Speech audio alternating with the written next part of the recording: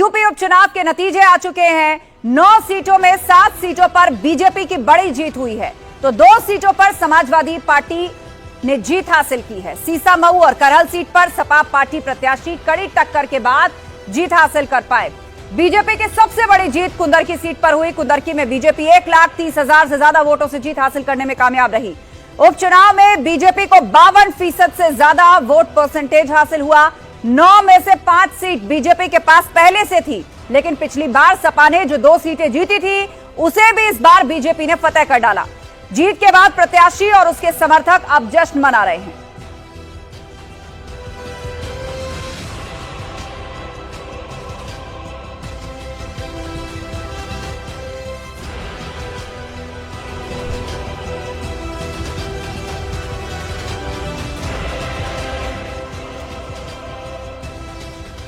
तो करहल और उसके साथ सीसामऊ को छोड़कर बाकी सभी सीटें बीजेपी के खाते में चली गई। यानी पूर्व में जो सीटें सपा के पास थी, बीजेपी उन पर भी फतेह हासिल करने में कामयाब रही। आप इस वक्त ये तस्वीरें देख रहे हैं स्क्रीन पर। कटेहरी, करहल, मीरापुर, गाजियाबाद, मजवा से लेकर सीसामऊ, खैर, फूलपुर, कुंदरकी और केदारनाथ, जो उत्तराखंड में उपचुनाव केदारनाथ सीट पर हुआ, इसे भी बीजेपी ने जीता। कुल मिलाकर बीजेपी की जीत की कहानी कहती आज दिन भर जुड़ी ये तस्वीरें हैं।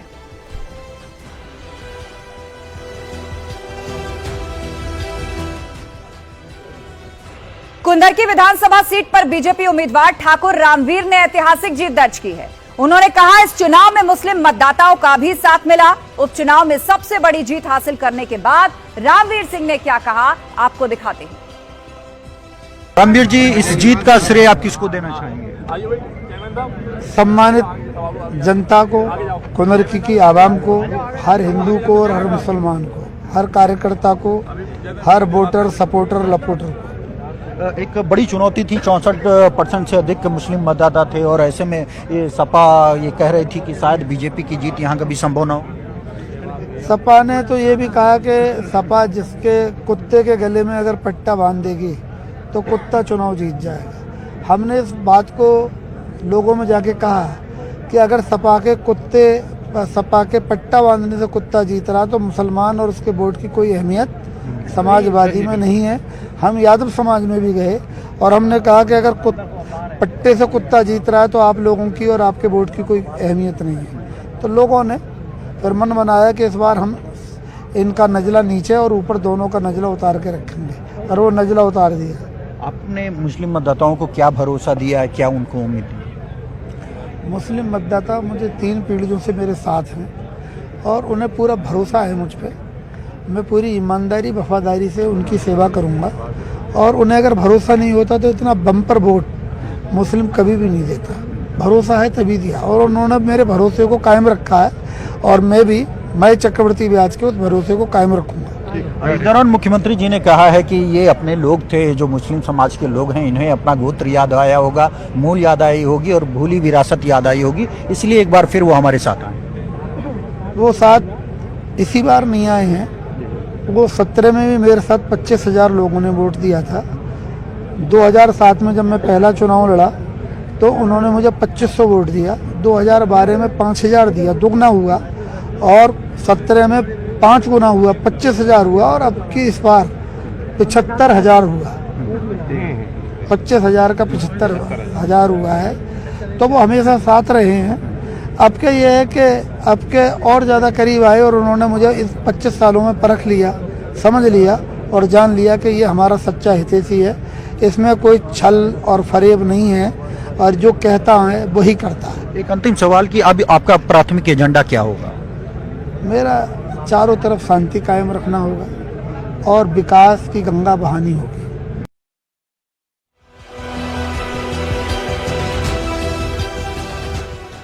और फूलपुर सीट से भाजपा प्रत्याशी दीपक पटेल लगभग 11,000 मतों से जीत गए। समाजवादी पार्टी के प्रत्याशी मोहम्मद मुस्तबा सिद्दीकी को उन्होंने हरा दिया और जीत के बाद उन्होंने क्या कहा मीडिया के सामने, वो आपको दिखाते हैं। फूलपुर विधानसभा उपचुनाव में बीजेपी प्रत्याशी दीपक पटेल लगभग 11,000 मतों के अंतर से जीत गए हैं। बीजेपी ने इस सीट पर हैट्रिक लगाई है और हमारे साथ खुद दीपक पटेल यहां पर हैं और उनके साथ साथ शहर उत्तरी के विधायक हर्षवर्धन वाजपेयी हैं, जो उनके मित्र भी हैं। आज इस जीत की किस तरह से खुशी है और किस तरह से इसको सेलिब्रेट कर रहे हैं आप? बहुत खुशी की बात है। हमारे मित्र हैं हर्ष जी, ये अपना चुनाव मान के चुनाव लड़ रहे थे। ये भंवरा जी हैं, ये विपेन्द्र पटेल जी ब्लॉक प्रमुख हैं, ये राम मिलन जी हैं, समेत सारे कार्यकर्ता हमारे, जिन्होंने दिन को दिन नहीं समझा, रात को रात नहीं समझा, पूरे समर्पित भाव से स्वयं का चुनाव मानकर जैसे वो स्वयं प्रत्याशी लड़े, और उसी का आज नतीजा है कि हमें अच्छे अंतर से जीत मिली।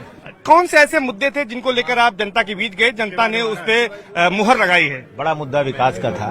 पिछले 7 सालों में, 7.5 सालों में जब से डबल इंजन की सरकार आई है, चमत्कारिक विकास हुआ है, जिसकी हम कल्पना नहीं कर सकते थे। अभी गिनाना शुरू करेंगे तो लंबा वक्त लगेगा। तो मुद्दा विकास का ही था। जनता उस विकास की प्रत्यक्षदर्शी है, जनता उस विकास की गवाह है। उन्होंने महसूस किया कि अगर कुछ हो सकता है भला फूलपुर का, तो भारतीय जनता पार्टी की सरकारों में ही हो सकता है। सपा मुखिया अखिलेश यादव यहाँ पर आए थे तो उन्होंने कहा था कि यहाँ पर जो चुनाव है वो योगी बनाम प्रतियोगी है, जबकि सीएम योगी आदित्यनाथ ने कहा था कि बटोगे तो कटोगे। तो कौन सा आपको लगता है कि नारा यहाँ पर चला है? देखिए, यहाँ नारा विकास का चला है, और बंटना कटना ये सामाजिक एक सच्चाई है। ये कोई जबान से कहता है, कोई ना भी कहे, तो ये एक सच्चाई है। घर बटे, परिवार बटे, समाज बटे, देश बटे, तो आदमी कमजोर होता है। और मझवा सीट से बीजेपी की सुचिस्मिता मौर्य ने जीत दर्ज की, और जीत के बाद उन्होंने न्यूज 18 से खास बातचीत भी की।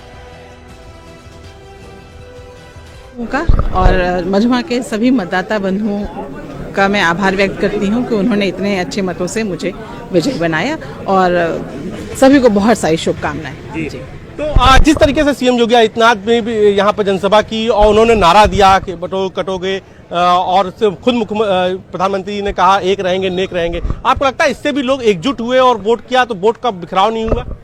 नहीं, कहीं कोई बिखराव नहीं है। सभी लोग संगठित हैं, और सभी लोग भाजपा के विकास कार्यों से सभी लोग प्रभावित हैं, और इन सब चीजों को देख रहे हैं कि जनता को विकास चाहिए है, ना कि जातिवाद चाहिए है। जी जी, जी। तो उनके लगातार सीएम योगी आदित्यनाथ की जनसभाओं का भी बड़ा असर रहा यहाँ पर। जी जी, बिल्कुल, बहुत अच्छा असर रहा। बहुत अच्छा। और बाकी आपको क्या लगता है कि जिस तरीके से बसपा की ओर से भी प्रत्याशी उतारा गया एक ब्राह्मण, तो उनको लगा कि ये को शायद ब्राह्मण वोट कट के पारंपरिक बीजेपी का वोट है वो कट जाएगा, लेकिन ऐसा हुआ नहीं, वोट बट नहीं पाया, और आपको वोट बीजेपी को भी ब्राह्मण का जो आप नतीजे आए उसमें लग रहा है कि पड़ा है। तो आपको लगता है विपक्ष की सारी रणनीति फेल हो गई? जी हाँ, बिल्कुल, विपक्ष की सारी रणनीति फेल हो गई है, क्योंकि पीडीए का नारा उन्हें केवल जब सत्ता में नहीं रहते हैं तभी याद आता है, जब सत्ता में रहते तो उस चीज को भूल जाते हैं। जबकि भारतीय जनता पार्टी की सरकार जो है सबका साथ, सबका विकास और सबके विश्वास पे आगे चलती है, उसी का नतीजा ये है।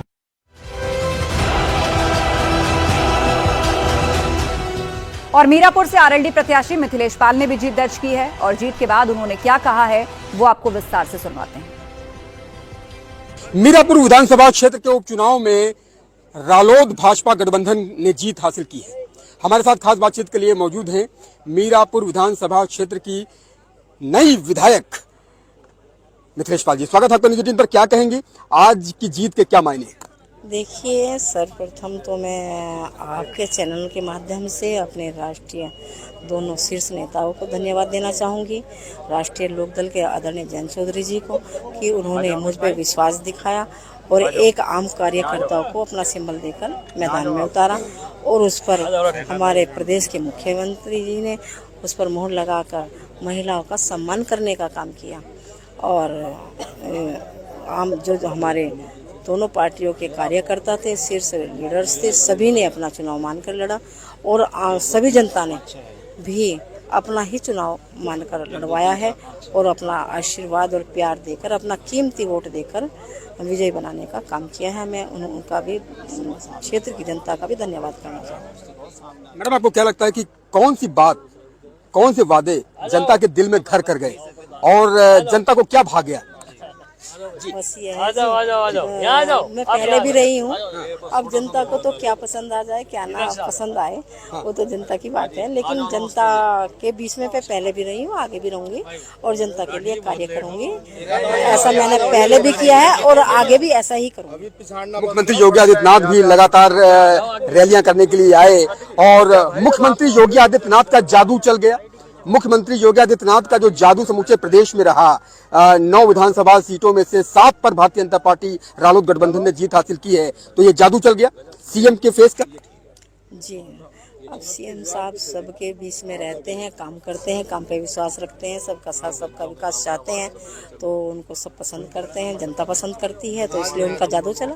और बटेंगे तो कटेंगे वाला नारा हिट हो गया। देखिए, बटेंगे कटेगा का अर्थ आप क्या निकाल रहे हैं वो एक अलग बात है, लेकिन बटने का कटने एकजुट रहेंगे, एकजुट रहेंगे, ये अर्थ है। एकजुट रहेंगे जो नारा है, बटेंगे तो कटेंगे वाला नारा लगातार जो दे रहे थे, वो यहाँ से लेकर महाराष्ट्र तक वो कह रहे थे कि बटेंगे तो कटेंगे, एकजुटता का वो उदाहरण दे रहे थे। हाँ जी, एकजुट रहना चाहिए, एकजुटता में ही शक्ति है और ताकत है। सब लोग एकजुट रहे तो उसका रिजल्ट आपको देखने को मिला। जयंत चौधरी जी ने भी रोड शो किया और लगातार वो सक्रिय रहे, कॉन्टिन्यूसली जो है यहाँ पर रोम करते रहे। क्या कहेंगी, कैसे धन्यवाद देंगी उनका? मैं आदरणीय जयंत चौधरी जी का धन्यवाद देना चाहूँगी कि उन्होंने मातृशक्ति को और वो भी एक आम कार्यकर्ता को, अच्छे पिछड़े समाज की महिलाओं को आगे बढ़ाने का काम किया है, उस पर विश्वास दिखाया है। तो मैं उनका और समाज की तरफ से, पिछड़े समाज की तरफ से, सर्व समाज की तरफ से धन्यवाद करना चाहूँगी और जनता की तरफ से भी धन्यवाद। अखिलेश यादव को लेकर क्या कहेंगी, जिस तरह से वो लगातार तमाम एक्स पर पोस्ट कर रहे थे, मीरापुर विधानसभा क्षेत्र का उपचुनाव बेहद सुर्खियों में रहा था, तमाम आरोप प्रत्यारोप भी लगे, समाजवादी पार्टी को लेकर क्या कहेंगी? देखिए, मैं उन पर कोई कमेंट नहीं करना चाहती, वो उनकी बात वो जाने।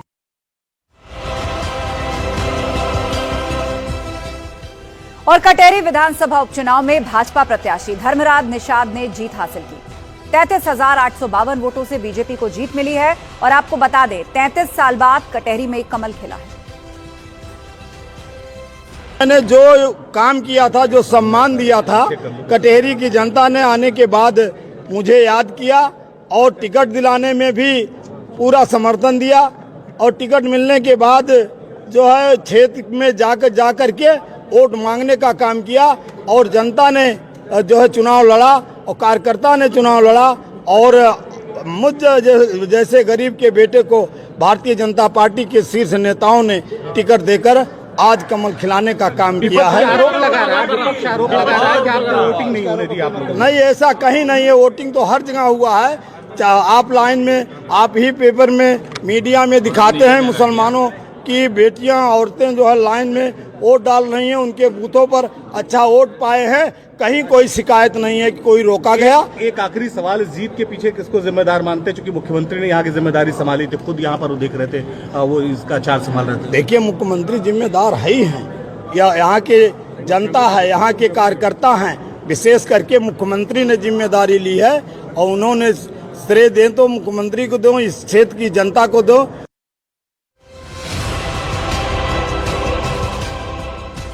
गाजियाबाद विधायक संजीव शर्मा ने पार्टी की जीत पर क्या कहा, वो भी आपको सुनवाते हैं।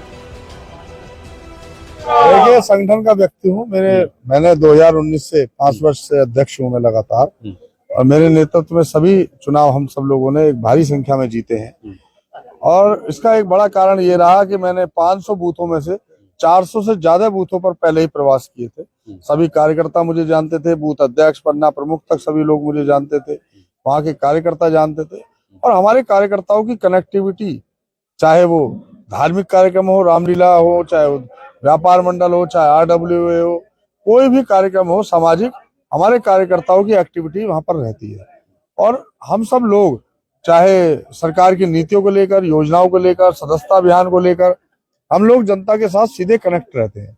उसका एक बहुत बड़ा कारण है कि जनता ने हमें पसंद किया और जनता ने सीधा वोट किया। जी, अब तक अध्यक्ष रहे तो कुछ और जिम्मेदारियां थी, अब विधायक बन गए हैं, जिम्मेदारियां और बढ़ेंगी। क्या मान के चलते हैं, उन जिम्मेदारियों को किस तरीके से लेके चलेंगे? कुछ ऐसे काम जो आप सोच के बैठे हैं कि मुझे करने हैं गाजियाबाद के लिए? भगवान दुधेश्वरनाथ मंदिर है, उसके कॉरिडोर की बात मैंने सोची है कि उसमें अच्छा कॉरिडोर बनना चाहिए। दूसरा, एम्स का जो सैटेलाइट सेंटर है वो गाजियाबाद में बनना चाहिए। जो महामाया स्टेडियम है उसमें अच्छा विकास होना चाहिए। उसके अलावा NS-24 की उधर की जो कॉलोनियां हैं उनमें मूलभूत सुविधाओं का अभाव है, उसको काम करेंगे। पेयजल के लिए प्रताप विहार क्षेत्र में क्रॉसिंग में जाम की समस्या है। कुछ काम ऐसे हैं जिन कामों को करने की प्राथमिकता, और शिक्षा और चिकित्सा मेरे लिए प्राथमिकता हो। और खैर से बीजेपी नवनिर्वाचित विधायक सुरेंद्र दिलेर ने भी न्यूज 18 से खास बातचीत की है। उन्होंने क्या कुछ कहा है अपनी जीत के बाद, आपको सुनवाते हैं। पहले तो जीत की बहुत बहुत शुभकामनाएं, बड़ी जीत आपने दर्ज की है। खैर विधानसभा के नवनिर्वाचित विधायक हैं, क्या कहें? पहले तो समस्त देवतुल्य जनता, खैर विधानसभा की देवतुल्य जनता को मैं बहुत बहुत आभार प्रकट करता हूँ, जिन्होंने मुझ पर इतना विश्वास और आशीर्वाद दिया।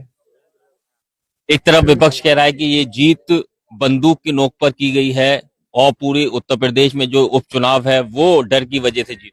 देखिए, अन्य अन्य प्रकार की भ्रांतियां फैलाई जाती है। जब लगता है कि कुछ कर नहीं पा रहे तो तरह तरह की भ्रांतियां फैलाई जाती हैं, तरह तरह की बातें बनाई जाती है, तो उससे कोई निराधार बात लगती है। तो राजनीति में रहे, वो उन्होंने भी सेवा की, क्या आप भी उन्हीं के पक्ष? बिल्कुल, मैं चल रहा हूँ और देवतुल्य जनता कहीं ना कहीं देख पा रही है, तो उसी आधार पर मैं आगे बढ़ रहा हूँ। जनता के लिए अगला पड़ाव, पहला काम क्या है? देखिए, सबसे पहले तो जैसे कि भाजपा परिवार और हमारा एक संयुक्त आरएलडी के साथ जो एक वो है, और कहीं ना कहीं हमारे यहाँ जो आधार है भाजपा का, सबका साथ सबका विकास, उसी आधार पे आगे बढ़ा जाए। विपक्ष कहता है कि अभी भी करिश्मा हो जाएगा, अभी भी हम लोग जीतेंगे। देखिए, अब कल्पना है, सब कर सकते हैं, उसमें कुछ अलग नहीं, गलत नहीं।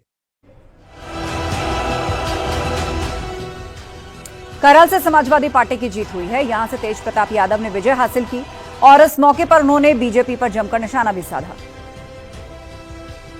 वो जीत को अब इसका जवाब नहीं, जनता की जीत है और सरकार और सत्ता के आगे इतना ज्यादा जो उत्पीड़न हुआ और लोगों को वोट डालने से रोका गया और पूरा प्रयास सरकार ने किया चुनाव हराने का, उसके बावजूद यहाँ के लोग निकल के उन्होंने वोट किया। जनता की जीत। क्या इस मार्जिन को बढ़ाने की कोशिश होगी 2027 में? बिल्कुल बढ़ाएंगे, जहाँ कोई कमी होगी उसको पूरी करेंगे और पुनः समाजवादी पार्टी कटने बटने का नारा यहाँ चल पाया? कोई नारा नहीं चला, यहाँ केवल प्रशासन की लाठी चली। आपने वीडियो भी देखे होंगे, गांव में घुसकर जो लोग वोट करने लगे उनके ऊपर लाठीचार्ज किया गया और लोगों को वोट डालने से मना किया। जीत का श्रेय किसको देंगे? यहाँ की जनता को, हमारे वोट को।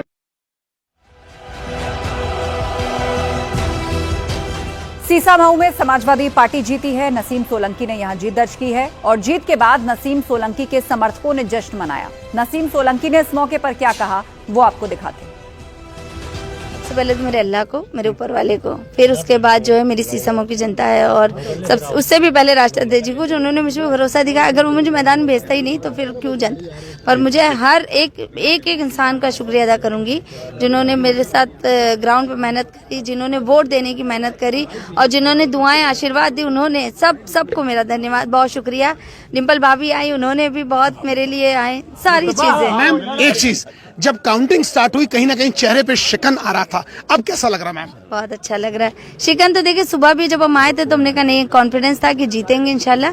बस एक थोड़ा सा विधायक जी को याद करके थोड़ा सा अंदर से भावुक हो रहे थे, पर अल्हम्दुलिल्लाह कॉन्फिडेंस था कि जीतेंगे। सीरीज 3 में अब आपका नाम आ गया, A, B हस्बैंड, C आप क्या करेंगे?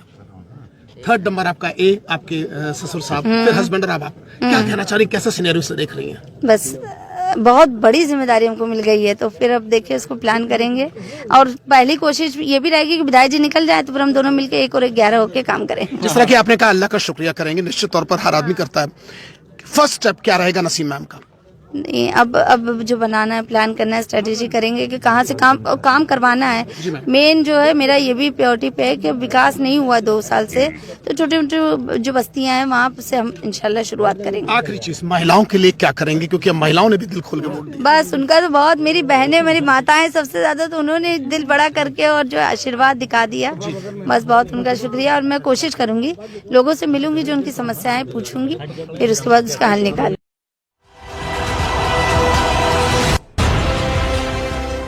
केदारनाथ उपचुनाव में बीजेपी की बड़ी जीत हुई है। आशा नौटियाल 5,623 वोटों से जीती हैं और जीत के बाद आशा नौटियाल ने न्यूज 18 से बातचीत की, आपको दिखाते हैं। केदारनाथ की जनता ने आखिरकार बीजेपी को इस पूरे क्षेत्र से जिताया, यानी कि 5,000 वोटों से बीजेपी की जो प्रत्याशी आशा नौटियाल है उनको जीत मिली है। मैं केदारनाथ विधानसभा की देवतुल्य जनता को, देवतुल्य कार्यकर्ताओं को और देवतुल्य मतदाताओं को बहुत बहुत धन्यवाद और आभार व्यक्त करती हूँ कि जिन्होंने भारतीय जनता पार्टी का समर्थन कर केदारनाथ विधानसभा को विकास के क्षेत्र में आगे बढ़ाने के लिए अपना मतदान दिया है, और धन्यवाद। बिल्कुल, क्योंकि 5,000 वोटों से आपको लीड मिली है, तो क्या कितनी उम्मीद है? उम्मीद तो ये बताई जा रही है ज्यादा मिलेंगे। नहीं, बहुत दिया है केदारनाथ की जनता ने, मैं उनका दिल से आभार व्यक्त करती हूँ और यहाँ के एक एक मतदाता का, देवतुल्य मतदाता का, देवतुल्य कार्यकर्ता का और समस्त जनता का आभार व्यक्त करती हूँ। अब रोड मैप क्या रहेगा आगे का? जी बिल्कुल विकास का रहेगा, विकास को आगे बढ़ाने का रहेगा। क्या कुछ मुद्दे रहेंगे जो विकास के आगे के? देखिए बिजली, पानी, सड़क, यातायात और जहाँ शिक्षा की जरूरत है, स्वास्थ्य की है, उन मुद्दों पे काम करेंगे। बिल्कुल, ये थे आशा नोटियाल, विधायक कह सकते हैं, विधायक केदारनाथ, क्योंकि केदारनाथ की जनता ने इन्हें यहाँ से भरपूर मतों से, यानी 5000 से ज्यादा की जो वोटों से इनको यहाँ से जिता के विधानसभा के लिए भेजा है। कैमरा सहयोगी संदीप के साथ मैं सत्येंद्र बर्तवाल, न्यूज 18 केदारघाटी।